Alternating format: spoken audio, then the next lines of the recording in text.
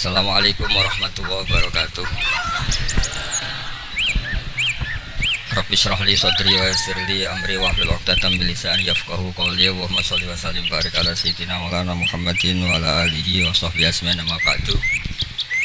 Ingkang sangat kula hormati Habib Ali Asgaf, Habib Husain Asgaf, semua keluarga, wonten Mas Fikri, Mbak Nazila, semua ingkang kula hormati, Mas Nurdin sedanten ingkang kula hormati. Niki ngaos ilmu dulu apa ngaji ijazah dulu ini?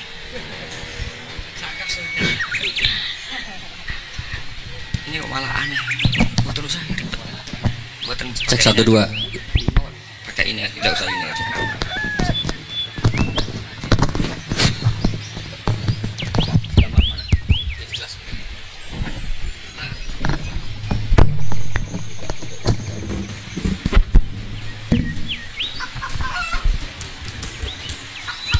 Ya, ini ngaji ilmu dulu, nanti bagian terakhir ijazah. Bismillahirrahmanirrahim. Ini riwayatul Bukhari. Haddatsana Abdullah bin Yusuf, haddatsana Les, haddatsana Sa'id al-Maqburi an Nabi Hurairah radhiyallahu anhu qala Nabi sallallahu alaihi wasallam. Ma minal anbiya'i nabiyyun illa qad u'tiya minal ayat ma mithluhu amana alaihi al-bashar. Wa innama kana alladhi utituhu wahyan awhahu wa ilayya fa arju an akuna aktsarahum tabi'an yaumal qiyamah. Dados kita tahu semua nabi itu punya mukjizat, ya, semua nabi itu punya apa? Mukjizat. Mukjizat itu hal yang luar biasa yang memastikan manusia itu tidak bisa menyainginya atau menandinginya. Dan rata-rata mukjizat nabi dulu itu fisik. Misalnya ontanya Nabi Soleh itu kan onta tapi keluar dari batu, itu kan aneh sekali. Atau tongkat Nabi Musa bisa simsalabim mengeringkan laut apa? Merah. Semua Nabi itu punya mukjizat dan semuanya berbentuk fisik.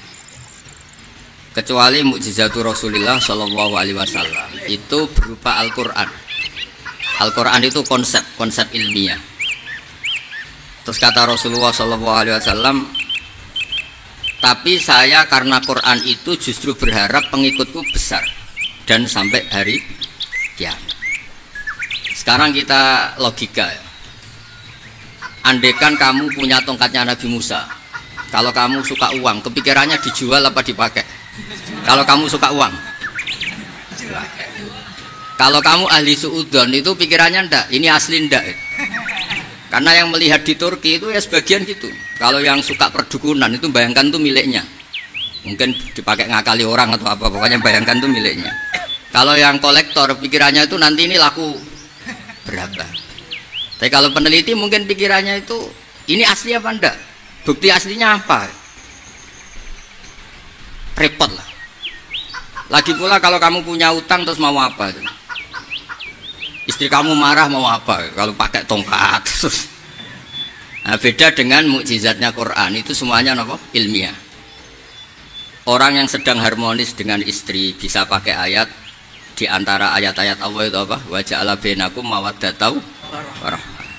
Nanti kalau ditakdir cerai, saya tidak menyarankan cerai. Kalau ditakdir cerai, itu masih dimotivasi sama Allah, wa iyatafarraqa yughnillahu kullam min sa'ati. Jika suami istri itu cerai, jangan-jangan suaminya dapat istri lebih baik, istrinya nanti dapat suami lebih baik. Jadi yang masa lalunya dianggap prahara. Kan banyak orang suaminya meninggal ketika nikah lagi ditanya, kangen sama suami pertama, alhamdulillah ini lebih baik.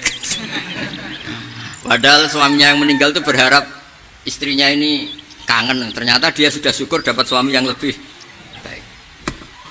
Jadi Quran itu menunggui kita ila yaumil qiyamah. Kita tidak bunuh diri, itu ya barokahnya Quran. Karena problem apapun kita dinasehati apa? Sabar, apa? Dinasehati sabar. Kan nggak mungkin kamu pegang tongkatnya Nabi Musa, punya masalah apa saja ngelihat tongkat, bisa apa tongkat? Tapi kalau Quran kan nasihat, solusi. Makanya Nabi berharap dengan Quran ini, saya berharap pengaruh saya, pengikut saya terbanyak ila yaumil ya. Terus beliau dikomentari begini sama ini Fathul Bari, sarahnya Bukhari. Al-muradu anna mu'jizatil anbiya in qaradat binqiradi a'sarihim falam yusyahidha illa man hadara. Problem mukjizat nabi-nabi dulu itu kan fisik. Sehingga yang tahu kalau Nabi Soleh punya unta yang ajaib itu yang tahu ya hanya yang hadir saat itu. Yang tahu kalau tongkat Nabi Musa bertuah itu juga yang tahu hanya yang hadir saat itu. Selebihnya tahu tongkat ya di museum. Tapi kalau Quran menjadi solusi, menjadi panduan, menjadi pegangan itu ila yaumil qiyamah. Kita beri contoh ya Quran panduan yang paling gampang misalnya. Dulu ini cerita ya. Dulu itu ada orang kafir cerdas namanya Jubair bin Mut'im. Itu saking pinternya dia, pinter juga tokoh. Itu sebagai delegasi pembebasan Asra Badrin. Jadi tawanan-tawanan perang Badar itu mulai dulu ya ada negosiasi mau dibebaskan. Terus orang-orang kafir ini menugaskan namanya Jubair bin siapa? Mut'im. Ini ada di Bukhari. Karena ini ngaji di Jakarta, kalau orang nggak tahu hadis juga tanya ini sahih enggak. Wong nggak tahu kok tanya itu aneh. Padahal kalau dibodoni itu ya nggak tahu, tapi ya tetap tanya hadisnya ini sahih enggak. Ini kata kiai apa kata nabi? Memangnya kata nabi kamu dengar kan ya lewat kiai. Emang. Setelah itu Jubair itu datang ke Medina. Dengerin ya, datang ke mana? Medina. Kemudian dengar Nabi baca watur pas sholat maghrib. Jubair karena Nabi dulu gak ada hotel, gak ada pondok ya. Pondoknya Nabi hanya sufah itu. Nabi baca maghrib, bukan diskusi, bukan debat, baca watur wa kita bimastur firrokim mansur wal baitil ma'mur wasaqul fil marfu wal bakhril masjur terus. Kemudian sampai pada titik ayat am khuliqu min ghairi syai'in. Masa manusia atau alam raya yang maujudat, yang nyata, yang wujud nyata. Kemudian asal usulnya itu ketiadaan. Ini kan hadhil alam maujud, alam ini kan nyata. Masa sesuatu yang nyata penciptanya itu tidak nyata. Jadi nggak mungkin ada faham nihilisme. Kalau faham nihilisme berarti melahirkan teori begini. Al adamu yakhluqu maujudan, sesuatu yang tidak ada menciptakan yang itu kan akal nggak bisa nerima. Kalau sesuatu ini ada, penciptanya pasti ada. Terus akhirnya Jubair bin Mut'im itu simpuh di depan Rasulullah terus bilang, ya Muhammad kada qalbi ayatir, hampir saja hati saya terbang. Kalau riwayatnya Imam Ahmad, faka'anna masudi aqalbi, hati saya dihancur. Semua teori yang saya bawa untuk melawan kamu sekarang luluh semua, hancur semua. Yang benar adalah teori Anda bahwa Tuhan itu satu dan Tuhan itu ada sebelum semua makhluk. Coba kalau Nabi Muhammad ada Jubair bin Mut'im terus menyembunyikan tongkat dekat mihrab, terus dilihat ini apa, paling pikirannya ini dari kayu apa, terus yang bentuk tongkat itu tukang pemahatnya siapa, kok kurang keren, kalau dipelitur gimana ya kan malah panjang. Kira-kira kalau mukjizat itu dari tongkat itu malah panjang lah pokoknya panjang. Lagi pula kamu coba kan nggak ngarah mandi, itu yang mandi kan nabinya bukan tongkatnya. Coba tongkatnya Nabi Musa coba anak-anak beki itu dipakai mukul kucing aja tidak mesti mati itu. Jadi nggak jelas mujizat-mujizat seperti itu nggak. Tapi kalau Quran menunggu sampai saking hebatnya Quran, teori rasionalitas, kampanye di mana-mana, tingkat validitas, tingkat kebenaran Quran itu bahkan bisa diuji tanpa membuktikan, tanpa apa? Cukup pakai akal. Saya tidak bosan-bosan cerita ini karena ini khazanah kita di kitab Nailul Ma'mul itu, di kitab Usul Fiqih. Saya berkali-kali cerita ini karena ini untuk menunjukkan bahwa Quran itu liqaumi ya'qilun, liqaumi yatafakkarun. Ada seorang kiai, seorang ustadz, kiai dulu itu emang orang soleh, alim terus jadi kiai. Kalau kiai sekarang tuh macam-macam, nganggur terus ingin jadi kiai, terus daftar gitu. Ada lowongan di yayasan, masuk ingin jadi ustadz karena dengar ada gajinya. Dulu tidak ada seperti itu, udah. Makanya dulu itu kalau ustadz kiai pasti soleh karena dia alim terus ingin orang lain tuh mendapat ilmunya. Kalau sekarang nggak ada yayasan sehat, guru gajinya sekian, yang nggak ingin jadi ustadz tuh daftar karena ada gaji. Apalagi ada kabar, ada gaji, ada mes, ada wah yang daftar banyak. Tapi mentalnya ada kiai sebetulnya. Ya kalau sampai tanya itu baik dah Gus, ya setengah baik. Ya maksudnya setengah baik ya ada baiknya, namanya profesi ngajar itu kan baik.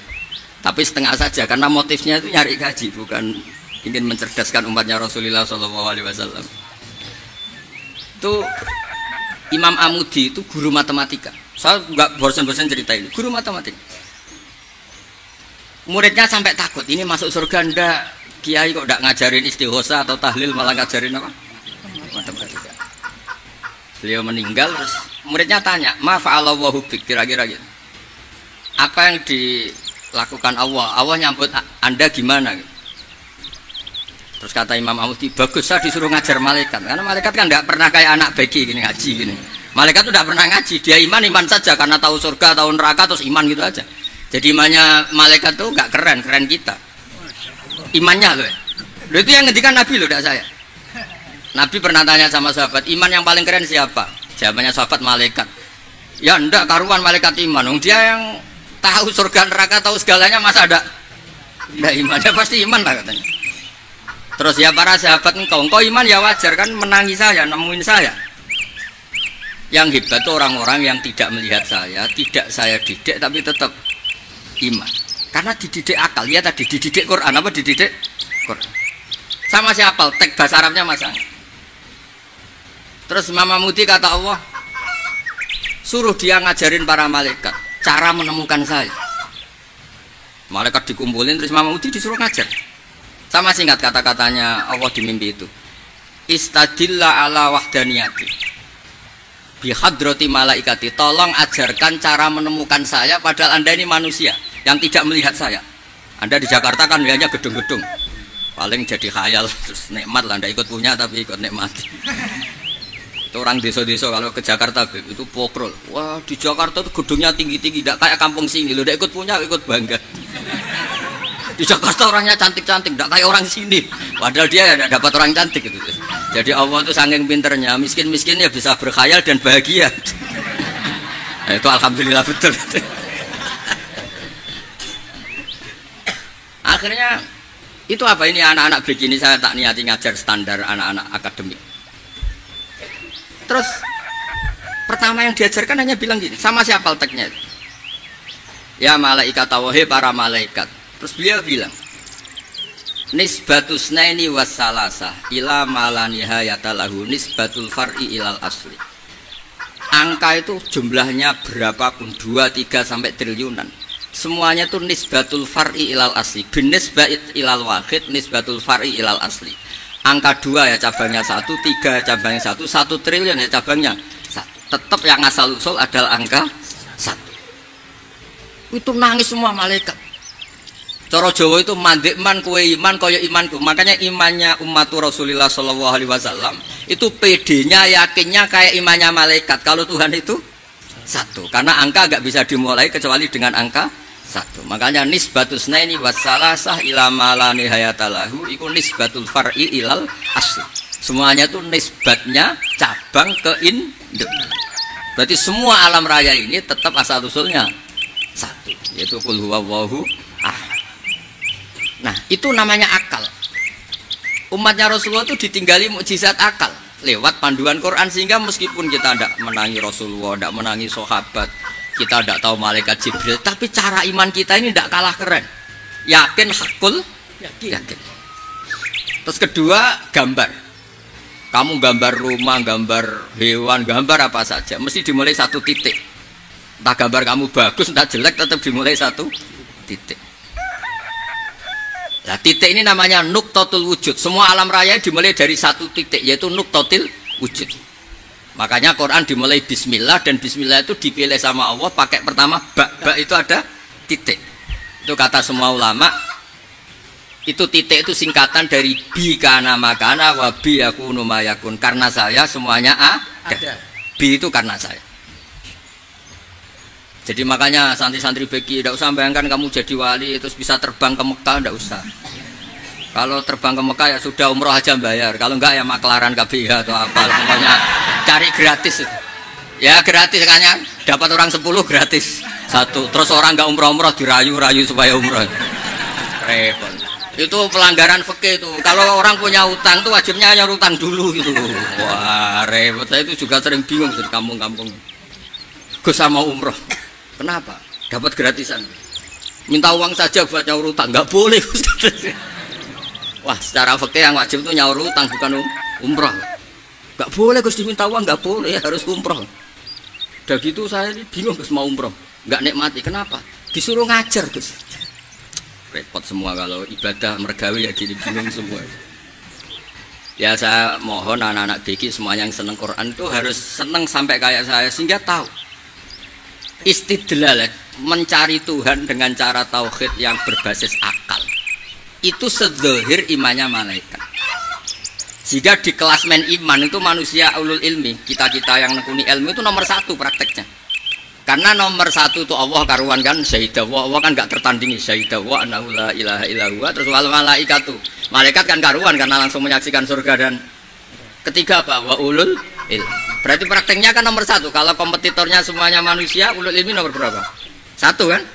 Nah nomor tiga kan dari Allah, malaikat, ulul ilmi. Berarti kalau kompetisinya antar manusia nomor berapa? Satu kan? Nah kenapa ulul ilmi di nomor tiga kan tapi dari Allah, malaikat, ulul. Kerennya kayak apa?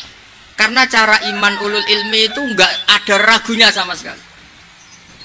Kamu ragu nggak kalau dua itu cabang dari satu, asal usulnya satu? Nggak pernah kan ragu kan? Semua gambar seruat apapun dimulai dari satu titik, ragu nggak? Nggak kan? Nah imannya umatnya Nabi karena dipandu oleh Quran itu seyakin itu, sehakul yakin itu. Nah itu terus Jubair bin itu jadi iman. Am khuliqu min ghairi syai'in am humul khaliq. Terus kata Allah lagi, kalau kamu tidak percaya saya yang bikin langit bumi ya gampang dong, kamu saja yang ngomong kalau kamu yang bikin. Paling orang sepakat kamu stres. Terus hanya ayat gitu, am khalaqus samawati wal ard. Kalau kamu tidak yakin Allah yang bikin ya silakan Anda klaim saja kalau kamu yang bikin langit bumi. Bala yukinun. Kamu juga gak mau kan dibilang stres. Nah ini terus saya teruskan ya. Makanya mukjizat terbesarnya Nabi adalah Al-Quran. Karena Al-Quran itu cerita tentang hukum-hukum akal, cerita tentang logika-logika peradaban. Misalnya logika peradaban, contoh paling gampang. Di Quran itu ada sekian ayat yang Allah cerita peradaban. Misalnya wa ahsinu innallaha yuhibbul muhsinin. Itu dikutip terus kemudian disimpulkan dalam peradaban. Kata Sayyidina Ali karramallahu wajhah ngendikannya gampang. Ahsin man syi'ta takun amirah. Kamu berbuat baik saja sama seseorang, maka otomatis kamu akan jadi pemimpinnya. Ada orang gak tamat SD, gak tamat papa, gobloknya minta ampun. Tapi karena gaji seorang pakar, oh kamu tak gaji 1 bulan 1 miliar, perusahaan saya jadikan besar. Itu dikongkan ngalor itu ya nurut. Hanya karena dia ihsan. Terus wastahni amman syi'ta takun nadhira. Saya ulang lagi. Wastahni amman syi'ta takun nadhira. Dan kamu jangan butuh orang lain, siapapun dia, maka kamu akan setara. Misalnya ada menteri orang antri mau salim, tapi kamu tidak butuh kan tenang saja. Tapi kalau kamu butuh, habis ya. Ya kan? Kamu tidak butuh seseorang, maka kamu posisinya akan setara. Kamu harus sopan karena punya utang jasa. Kalau nggak punya apa-apa kan setara. Ya enggak? Misalnya kamu jajar rektor atau jajar menteri, jajar apa saja. Kalau kamu tidak punya utang kan? Kamu jajar menteri tidak punya utang. Sama jajar satpam tapi punya utang. Takut mana?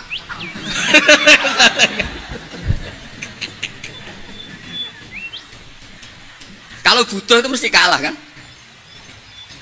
Ada pejabat misalnya nggak begitu cantik sama perempuan cantik yang kamu butuh ingin dicintai, takut mana? Padahal nggak jelas orang ini pangkatnya apa. Jadi dalam hukum sosial itu kata Sayyidina Ali wastahni aman syi'ta takun nadhira. Kamu jangan butuh seseorang maka kamu akan setara. Terus yang terakhir wahtas ilaman syi'ta takun asiro. Asiro pakai sin. Dan silahkan butuh seseorang maka kamu akan jadi budak dia.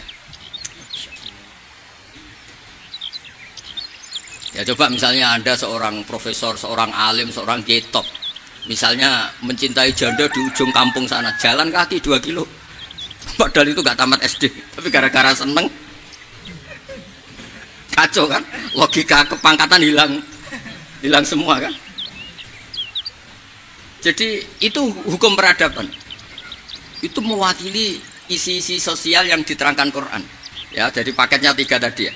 Ahsin man syi'ta takun amira. Kamu berbuat baik sama seseorang maka kamu bisa memimpin. Wastahni amman syi'ta takun nadhira. Kamu jangan butuh seseorang maka kamu akan setara. Mbok kamu ketemu orang terkaya di dunia. Yo ketemu orang terkaya di dunia, kamu jejer, kamu tidak butuh dia. Tenang kan bisa setara kan? Tapi kalau butuh harus sopan, ngajukan proposal, harus berakhlak karimah. Makanya sekarang Anda kok berakhlak kenapa? Ternyata mau nyalek. Biasanya Anda berakhlak kok berakhlak. Ada apa ini? Makanya guyonan di Rembang itu Beb Husen. Kalau ada orang udah tidak sopan sama temannya, temannya curiga, kok tumben sopan, mau utang ya?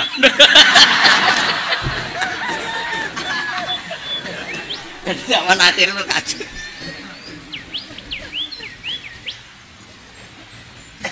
Ya di semua daerah gitu ya sama Pak Rektor ya. Kalau ada teman biasanya nggak sopan kok sopan, itu temannya curiga. Ini Pak Rektor UI, kok tumben sopan, ada apa ya? Karena di mana-mana orang butuh itu pasti beretika. Kamu punya teman paling berdua, kalau mau utang berakhlak gak? Atau misalnya kamu punya adik cantik terus punya teman berdua, kalau cinta adik kamu berakhlak gak? Biasanya nggak sama sekali nggak berakhlak. Gara-gara butuh menjadi berakhlak. Ya jadi hukum sosial itu ya kuncinya 3 tadi. Ahsin man syi'ta takun amira. Wastahni amman syi'ta takun nadhira. Terus wahtas ila man syi'ta takun asira. Kalau kamu butuh seseorang pasti kamu dibikin hina. Asir itu tawanan. Nah, Quran itu bicara sosial itu lengkap. Dan itu yang nunggui kita. Kita punya tetangga yang kurang baik ya senang, punya tetangga baik ya senang. Kata Imam Syafi'i, saya berkali-kali cerita, kok senang semua Imam Syafi'i? Ya bagus lah, kalau yang senang saya enak lah, dijak jagongan, dijak ngopi enak. Yang nggak senang saya, gak ngarah utang. Uang itu nak, kamu punya tetangga gak senang kamu, aman kan? Aman. Gak akan pinjem uang kan, pinjem mobil, nggak senang kok. Makanya Imam Syafi'i itu kalau ngedikan luar sana, diceritain orang, ya Aba Abdillah bagian, ya Aba Abdillah orang itu gak senang kau, bagus lah. Loh kenapa bagus? Waman asa'a ilaika faqat atlaqaka. Orang yang nggak seneng kamu maka membebaskan kamu. Gak akan pinjam uang, pinjam mobil, gak akan ganggu waktu kamu, kan nggak seneng. Justru yang seneng-senengi masalah pinjam terus. Imam Syafi'i itu orang yang anggap dunia itu selesai. Ada yang cerita, ya Aba Abdillah, orang yang tadi cium tangan engkau, yang hormat engkau, di luar maki-maki engkau, ngerasain engkau, ngata-ngatain engkau. Ya bagus lah. Kok bagus gimana? Berarti saya wibawa, depan saya tidak berani. Berarti saya wibawa, di depan saya tidak berani. Berarti itu makamnya sudah kulillah sumadarhum fi khawdihim yal'abun. Sudah dunia itu selesai, sudah agak penting semua. Nah itu kalau kamu anak-anak bagi ahli Quran sudah ayatnya kulillah sumadarhum fi khawdihim yal'abun. Sudah lihat Allah saja agak penting, makhluk-makhluk itu dah makhluk semua agak penting, sepenting Allah. Nah kita ini ditunggoni mukjizat seperti itu. Bayangkan misalnya kita ditunggoni tongkatnya Nabi Musa. Saya ngajar di sini terus ini tongkat. Terus nanti yang tanya, Gus itu kayu apa Gus? Nanti yang kolektor tanya itu harganya berapa Gus? Ruwet apa? Ternyata yang ahli suudon itu asli gak Gus? Wah. Yang ahli suudon kan mesti tanyanya gitu, itu asli gak Gus? Repot-repot pokoknya. Tapi kalau Quran kan jelas, kenapa? Jelas. Ya terus saya teruskan. Fala yamurru terus al murad anna mu'jizatil anbiya in qaradat biqidari ahsan satu wa mu'jizatul Quran mustamiratun ila yaumil qiyamah. Wa kharquhu lil adat fi uslubihi wa balaghatihi wa ikhbarihi bil maghifat. Terus kata ini yang ngarang Fathul Bari, sarahnya Imam Bukhari. Fala yamurru asron minal asor illa wa yadharu fihi syai'un mimma akhbaru bi annahu sayakun yadullu ala sihhati da'wah wa hadza aqwal muhtamilat wa takmiluhu fil ladzi ba'da wa qilanya annal al makna anal mu'jizat al madiyah kanat khissiyatan tusyahadu bil absor kana qati soleh wa asa Musa Mukjizatnya nabi-nabi dulu itu hanya penyembuh, hanya pelengkap, hanya nuruti keinginan mata. Seperti dahsyatnya apa? Laut Merah di sebelah apa dipukul sama tongkatnya Nabi siapa? Itu semuanya itu hanya memanjakan mata. Urusan mata. Terus wow itu. Tapi kalau mukjizatnya Nabi Muhammad itu berdasar akal. Macam berdasar akal ini dengerin ya. Dengerin betul. Ketika Laut Merah terus tersibak kan, wow itu keren kan? Terus kita bilang, menyimpulkan, wah kita tidak akan mampu. Itu bodoh sekali kesimpulan kita tidak akan mampu. Meskipun bikin nyamuk Anda juga tidak mampu. Loh, untuk memutuskan tidak mampu saja kok sampai pertunjukan seperti itu tuh laopo, cek goblok gitu. Nah kalau kita karena umat yang pinter untuk memaksa kita nggak mampu, Allah bilang innallaha la yastahi ayadriba matalam ma ba'udah. Kita melihat nyamuk langsung berkesimpulan tidak mampu. Saya berkali-kali cerita nyamuk itu sudah kecil, masih punya urat, uratnya kayak apa? Masih punya kuman, kumannya seberapa? Ya enggak? Nyamuk itu kecil, punya organ tubuhnya punya urat. Itu kalau kamu pinter, antara tongkatnya Nabi Musa menyibak Laut Merah sama nyamuk itu sama-sama berkesimpulan melahirkan satu faham bahwa kita tidak. Loh, untuk memaksa tidak mampu saja kok menuju pertunjukan ada onta keluar dari batu Nakotu Soleh, ada tongkat yang bisa mengeringkan Laut Merah. Cik goblok ya. Lah kita alhamdulillah tidak jenis goblok yang seperti ini. Untuk ikrar bahwa Allah itu hebat ala kulli syai'in, cukup lihat nyamuk, kagum kan? Sudah tidak usah bikin hidup. Saya berkali-kali mencontohkan. Para pemahat tak suruh bikin patung gajah itu mampu. Tak suruh bikin patung nyamuk kalau bisa. Nyari materi dari apa aja? Gampang mana bikin patung gajah sama patung nyamuk? Gajah, makanya Allah bikinnya contoh itu untuk ijaz itu pakai nyamuk bukan pakai gajah. Itu kalau ustadz-ustadz yang agak jorok malah contohnya nyamuk Gus. Itu kecil. Itu kayak apa? Di dalamnya dia hamil kan? Oh, itu anaknya kecil lagi, telurnya kecil lagi, itu gimana itu cara bikin itu? Makanya di sini ada kitab Itqon, itu komentarnya itu lucu. Ini kitab Al-Itqon karangannya Imam Suyuti. Ini persis komentar saya tadi yang kata Imam Suyuti, pengarang kitab Itqon. Wa ya imma khisiyah wa imma akliyah. Jadi mukjizat itu ada yang fisik, bisa dilihat indra, panca indera, bisa dilihat akal. Wa aktsaru mu'jizati Bani Israil kanat khissiyah li baladatihim. Bilada itu goblok, wakil lati basairihim. Dasar wong goblok. Mukjizat itu ngenteni sing wow. Maksudnya dasar wong untuk ngakui Allah hebat saja kok nunggu hal-hal yang seperti itu gitu. Paham ya? Mergo likil lati napa aklihim. Wa aksaru mu'jizati hadil ummah akliyatun li farati dzakaihim wa kamali afwahihim. Dan mukjizatnya umat ini semuanya berdasar akal karena sudah cerdas. Jadi andaikan kita melihat tongkatnya Nabi Musa menyibak Laut Merah dengan melihat nyamuk, kesimpulan kita sama-sama wow, sama-sama keren, sama-sama memastikan kita tidak mampu. Makanya terus Quran menerangkan kita wa ma min dabatin fil ardi wala ta'iri yatiru bi janahihi illa umamun amsalukum. Jadi keseharian kita lihat burung kok terbang. Itu sudah ayatun min ayatillah. Paham guys? Dados niki itu bangga ditunggoni napa Quran, guys, ditunggoni napa Quran. Wa mu'jizatul Quran tusyahadu bil basirah fayakunu mayattabi'u li ajlihi aksar. Terus li annal ladzi yusyahadu bi aini ra'si yang qaridu bin qiradi musyahidi. Sesuatu yang tampilan dahsyatnya itu disaksikan mata, maka itu bisa habis. Era tongkat Nabi Musa seperti itu habis enggak? Bisa mengeringkan Laut Merah, habis kan? Tapi era mukjizatnya Quran ila yaumil qiyamah. Ya contoh sosial, saya kembali lagi ke sosial. Kamu punya teman awet atau punya istri awet, itu konsepnya ya wal kadhiminal itu agak gampang tersinggung. Coba kalau kamu setiap tersinggung putus, setiap tersinggung habis, kamu tidak punya teman, tidak punya istri. Sampai kita awet seperti ini, kalau kecewa ya wal kadhiminal itu ngempet. Termasuk saya ini biasanya ngaji khusus terus baca gini ya kecewa. Tapi barokahnya diwarai Quran wal kadhiminal ghaidh, ngempet Gus, ngempet. Terus kecewa sama teman, kenapa tidak putus? Karena wal afina aninna, sudah kalau kecewa maafkan. Coba kalau kita kecewa presiden demo, kecewa menteri demo, kecewa orang tua minggat, ya kalau dicari, kalau tidak kan malu. Saya itu punya teman tak tanya, kecewa besar sama bapak itu, kenapa tidak minggat? Malu. Kenapa malu? Takut gak dicari. Itu orang tuh paling malu itu kalau keluar dari rumah nggak di. Saya punya teman lagi, saya ini takut mati Gus. Kenapa? Takut istri saya tidak nangis. Itu kematian terburuk itu kalau mati tahu istrinya tidak nangis. Oh itu malu betul itu. Makanya jangan mati, pokoknya pastikan orang sekeliling Anda nangis itu baru berani mati. Kalau tidak jangan. Ya jadi mukjizatnya Nabi itu luar biasa.